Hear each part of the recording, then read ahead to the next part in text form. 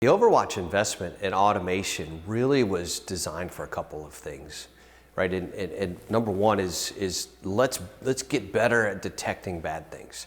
But in getting better, it's not seeing more, it's filtering out the noise. And so with this process, with this automation that we built, we now get better tickets versus a lot of tickets. And so for our partners, what they're going to see is instead of 1,000 tickets a month, they may only get 10.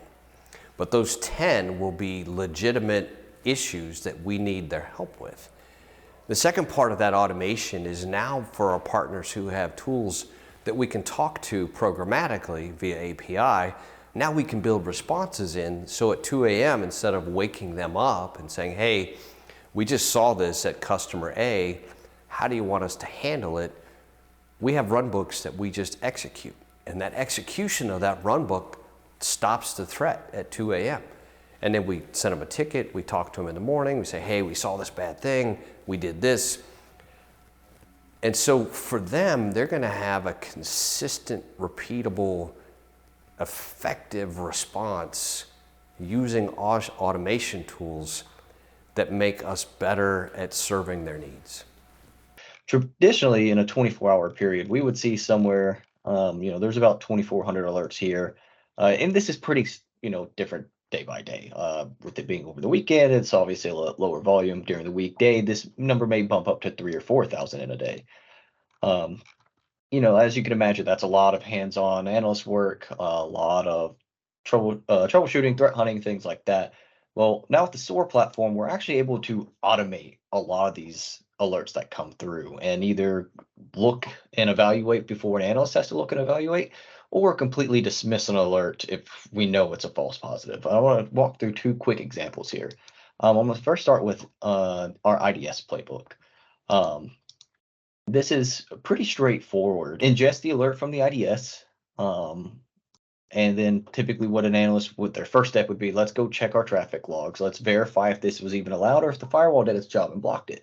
So that's really what we're doing here. So if you see this IDS network lookup command here, you'll see that we've got all the information pre-filled out. It pulls this information directly from the alert, and then it queries Stellar, queries the traffic index, and says, hey, here's the source IP, here's the destination IP, pull me all the logs back.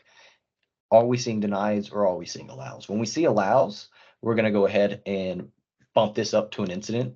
This will require SOC analyst attention, and they'll walk through the rest of the information from there. We'll present it all of them to a nice form fashion, and then they can automate the ticket process if it needs to be a ticket. The other playbook I want to walk through really fast is the Sentinel-1, what we're doing there. This one I definitely need to zoom out because it has grown to be quite the playbook, as you can see. We're doing a couple of things right off the bat. We're looking at a status of mitigated, not mitigated. If we've got the policy in place in Sentinel-1 that auto mitigates this, then there's no need to double up the work. We can create the ticket automatically, send that to the end user or the partner, and be done with it. Now, if it's not mitigated, there's a handful of things that the analyst would want to do. For example, we would want to block the file hash. We'd want to quarantine the threat, kill the hash. We'd want to initiate a file scan. All of these things are done automatically. There's nothing that an analyst really ever needs to do other than look at it and see, oh, yes, this is bad. Let me click a button. And once they click a button, all of these things fire off automatically. What we've done here is reduced the significant amount of noise that we were seeing in the past, where we just saw the 2,400 alerts over 24 hours.